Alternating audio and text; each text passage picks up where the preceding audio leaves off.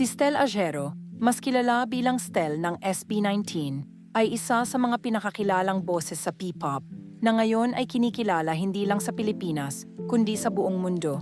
Ipinanganak noong Hunyo 16, 1995, si Stel ay kilala sa kanyang makapangyarihang tinig at siya ang main vocalist ng grupo.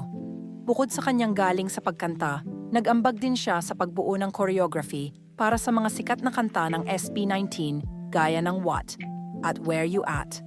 Bago pa sumikat sa SB19, may malalim na hilig na si Stel sa musika at pagsayaw.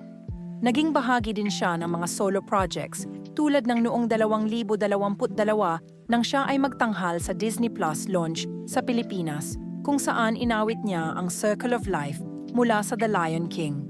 Dito, ipinakita niya na kaya niyang mangibabaw kahit sa labas ng SB19. Noong 2024, mas pinalawak pa ni Stel ang kanyang karera sa pamamagitan ng paglabas ng kanyang unang solo EP na pinamagatang Room. Kasama sa album ang mga awiting Anino at Di Ko Masabi na nagbigay daan kay Stel upang ipakita ang mas personal na aspeto ng kanyang musika.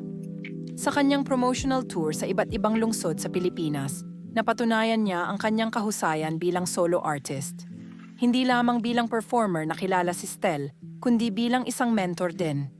Noong 2023, naging isa siyang hurado sa The Voice Generation sa Pilipinas, kung saan ang kanyang team ay nanalo sa kompetisyon.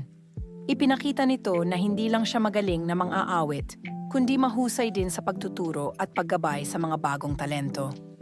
Sa kanyang patuloy na pag-angat bilang solo artist at bilang bahagi ng SB19, si Stel ay nag-iwan ng malalim na marka sa mundo ng musika sa Pilipinas. Ang kanyang kwento ay nagbibigay inspirasyon sa maraming kabataan na nangangarap ding maging matagumpay sa industriya ng musika.